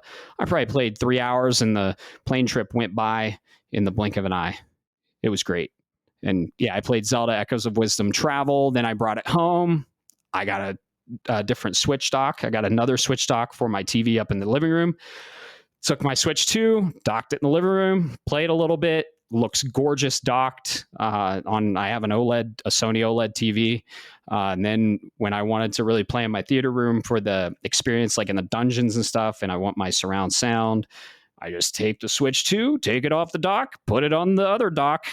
It's an incredible design of technology. And I mean, the Switch 1 had it, right? But they just perfected it on the Switch 2. So I've been very impressed with the Switch 2 technologically wise. Love revisiting the older games, fired up Tears of the Kingdom, fucked around in that. Runs, looks, and loads like a new game. Same with Breath. I think you're going to have a really good time on Tears of the Kingdom, revisiting it on the Switch 2. But yeah, I highly recommend Echoes of Wisdom, Legend of Zelda Echoes of Wisdom. Play it on the Switch 2 if you can.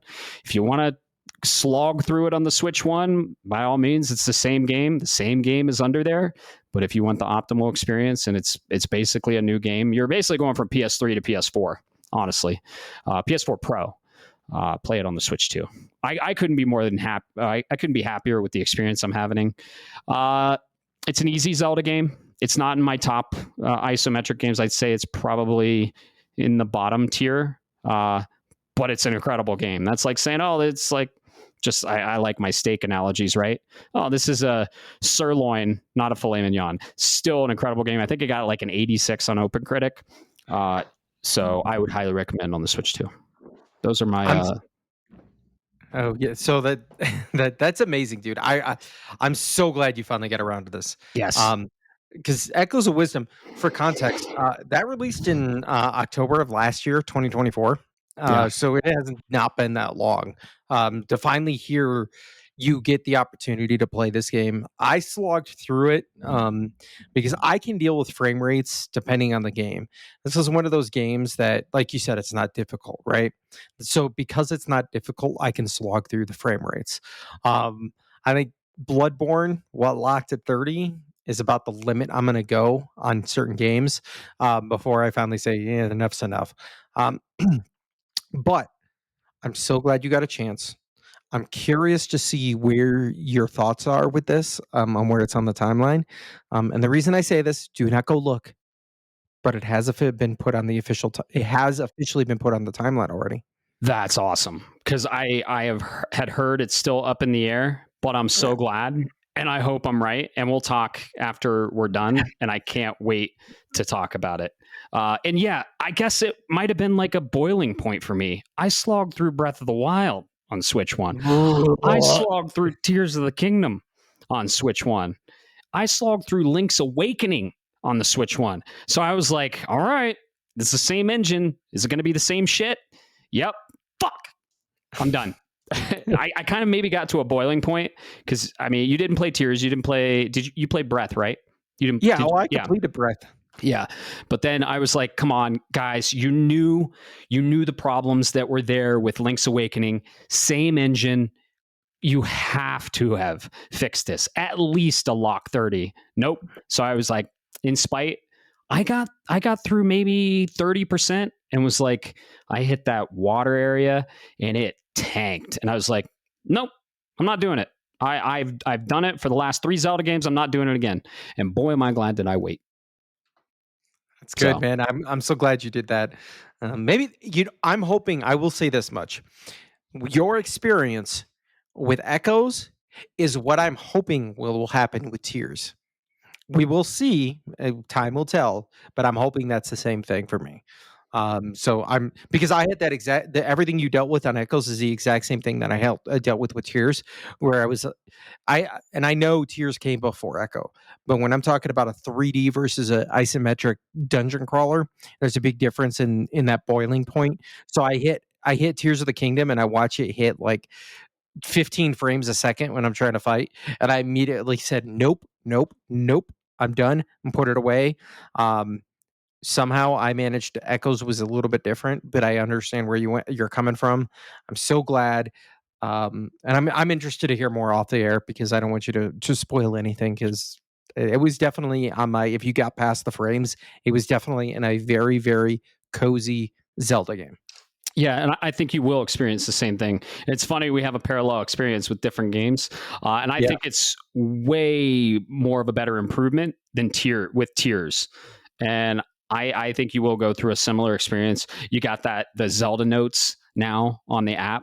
I can share designs with you, uh, like designs I've made. You're like, oh, I'm at this puzzle. I'll be like, you want to see what the monstrosity I made to complete this puzzle, or basically just break the sequence with beds. No, that's in Echoes. The bed echo in Echoes of Wisdom is OP.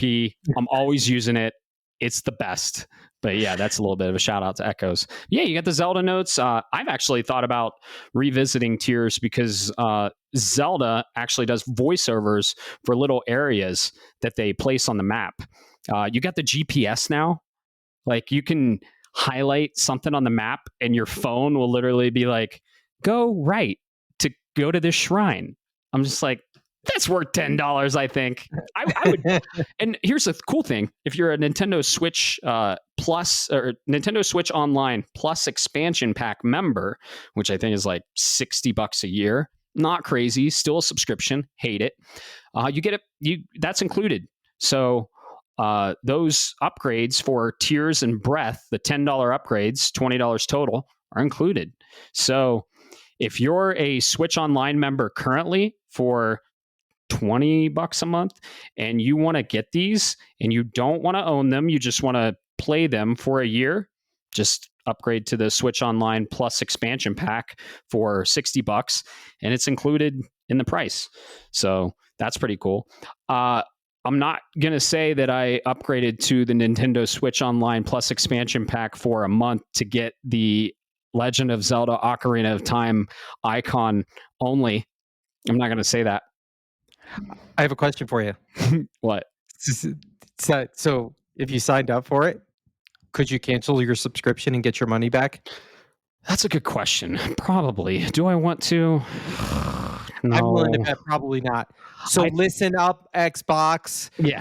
Yeah, exactly. Right. If it's a business model, it'll be like, no, we'll refund you the money that you haven't used and the time you haven't used. But guess what? You've used the time and you paid for that.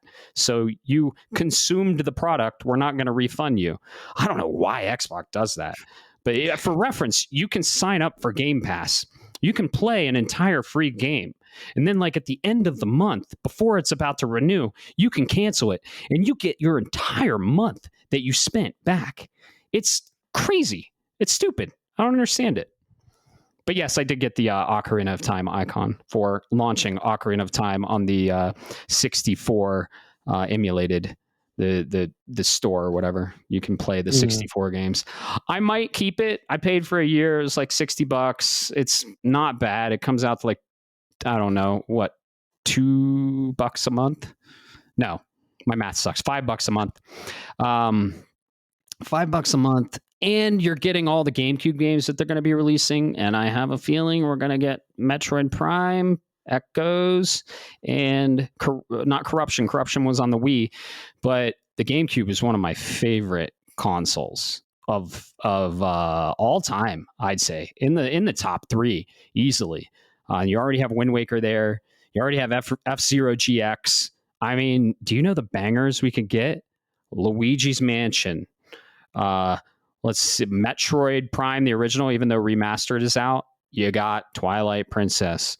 You got Super Mario Sunshine, even though Super Mario Sunshine is in the collection, which I actually, my brother played that on vacation. We fired that up and played some Super Mario 64. And because when we were like 10 or 11, we got a 64, and that was one of the games we played. So it was kind of like, I don't see my brother a lot. And got to hang out with him. I brought the Switch. He was like, "Oh, the Switch too," because we've always been fans of video games. And I was like, "I got the Mario 3D collection. I got it physical." You too, huh? Oh yeah. Oh yeah. That thing was limited release. You can't even get it digitally anymore. And he's like, "You telling me we can play Super Mario 64 right now?" And I'm like, "You goddamn right I am." And so we were at the beach, in the beach house, sometimes just chilling on the bed playing Mario 64. And like he was going through the slide and he was like, "I can't get this." And I was like, "Let your big bro take care of it. I got you." And I did the slide for him, and it was just really cool connecting with my little bro and gaming with him. And I know he listens to the podcast, so shout out to you, Adam. I had a blast. And just to FYI, you really, really need to step it up on showing your 10-year-old daughter some good games, because she was not playing some great games. Okay, she was playing Roblox, and I have you ever seen Roblox? Like, there's this game she was playing called Oh yeah. Brain Rot Bridge. Okay, this is what, and I saw it. There were like 10 other kids playing online with her. Okay, she's on her iPad, not even a game console. Granted, Uncle Matt has bought her all Zelda, has bought her all the Pokemon games, has bought her some Mario games, Mario Party, all the first party games. Uncle Matt's about ready to buy her a Switch too, so she gets off Roblox. But this game, it's literally a bridge with GIF images on either side, and you jump, and it's kind of like, I don't know if you've seen Squid Games, but you jump and you either fall or you don't. And there's a little audio clip that plays. I don't even know what language it is. I'm pretty sure it's Italian, but it's like you jump and it's like, and I heard that constantly. And she played that for like, I don't know, a total of probably 5 hours the whole time we were there. And I sat her down and I was like, "Elizabeth, why are you playing this? Hey, do you want to see Mario 64? And she's like, no. And I'm like, I just glare at my brother and I'm like, "You better fix this." And I would rather her, dude, Bob, I'm telling you this right now, the game I saw, I would rather her play Fortnite. And coming from me, that is a crazy thing to say. I love it. I love it. I'm sorry. I'm over here laughing, folks. You can't see the video, but I'm practically red. That is amazing. I love it. And you know what? If she's playing those games, that's fine. But you got to do your child a favor and introduce them to the classics. I'm still working on my youngest child, but my oldest, he knows. You know, outside he's mainly a Fortnite player or overnight player or Overwatch. Sorry, the beer's kicking in if you can't tell. But you know what? One of his seminal games is that is not an online brain rot. What? Red Dead Redemption 2. That's good. That's good. Exactly. My second child, my son, he you know what game I introduced him to and he is obsessed with now? What? Half-Life. Very good. That's what I'm talking about. If you don't know what I'm talking about, folks, just go on YouTube, and I'm sorry in advance. Look up Roblox Brain Rot Bridge, and just look at this gameplay. Yeah, please do. You can do it right now. It's crazy. And on the other side of the coin, right? We had a friend, listener of the show, in our little group chat. He was like saying that, and he probably sees his niece a little more than I do. We're states away. You know, I try and keep in touch, right? But he was like, "Oh yeah, my niece plays The Last of Us, and she just built a Lego tape of something that's in The Last of Us. I don't want to go into spoilers." And she was like, "Thank you for getting me into the good games. You are my Joel, and I'm your Ellie." And dude, I heard that and I fucking teared up. I was like, "Oh my God, that's amazing." Because dude, we grew up on games like Pokemon. We grew up on games, all the NES games we just talked about in episode 8, our 8-bit episode. And I gotta say, man, we had math skills, we had critical thinking, we had choice-based combat, we had organizational skills. with like Pokemon and stuff like that. I feel like the games nowadays, they don't take anything. It's literally called brain rot, Bob. Like, Yeah, I'm seeing videos of this, and right. I even my millennial mind cannot comprehend this, and I'm an online millennial. Yeah. And guess what? There's paid shit in there. And I overheard she was paying real money. And I was like, honey, just please play the Pokemon game I gave you. Or just sit down with my brother, play some Banjo-Kazooie. Daddy wants to play Banjo-Kazooie. Play it with him. For the love of God. It hurts my soul. It hurts my soul seeing Gen Alpha, I think they are, play these types of games. Teach their own, right? Whatever. But if you're a parent out there, watch what your kid plays and just at least give them a puzzle game, help their critical thinking skills, give them a game about math. Pokemon is about math.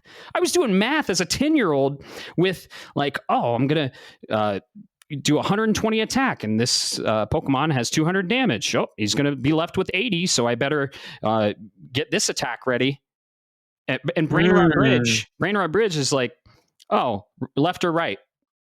And if you're Italian, if you choose the right one, and if you fall through, you just start over, left or right. Like, what? I don't understand it. I don't either. You're right though. The maths. I'm a math from my growing up RPGs, right? So the math, make big number go burr, is essentially been my life's motto. Maybe try something else, and I'm going to bring this out. I bring this up because I've trained my kids as best as I can. I can only go so far, right? So one of them absolutely loves Portal, loves Half-Life, Counter-Strike a little bit, but huge into Team Fortress Classic 2, which is okay as an online game. If you don't know anything about it, it's garbage now. It's the Roblox of Valve's games, but it originally was an amazing game. Another one loves, like I said, Red Dead 2. The Tomb Raider reboot games, not the classic pixelated booby ones, but the ones that were really grounded. Another popular. You know what? I actually started, and I may get some flack from the community, but I want you to understand that I teach my kids to understand there's a difference between art in real life. I got my last one. I finally found my youngest son. I finally got him to play a game that was not a Roblox brain rot game. And that was Persona 5 Royal. Ooh, nice. That's what I'm talking about. That was trying to understand the game in terms of understanding a turn-based game, and in how you have different affinities and weaknesses and strengths and things like. There's some high-level gameplay in there if you really dive into it, but it was a little bit of, you're going to play that? Okay, that's fine. I can respect that. For every one of your Genshin Impacts or Zenless Zone Zeros, I can take this one because at least I know Dad has taught you to play a good quality game over the years. That's amazing. And as most of our listeners know, I'm not a parent. I'm not giving parenting advice, but if I ever had a kid, you bet your goddamn ass he'd be playing, or he or she would be playing Pokemon. Okay? You can play Pokemon Let's Go.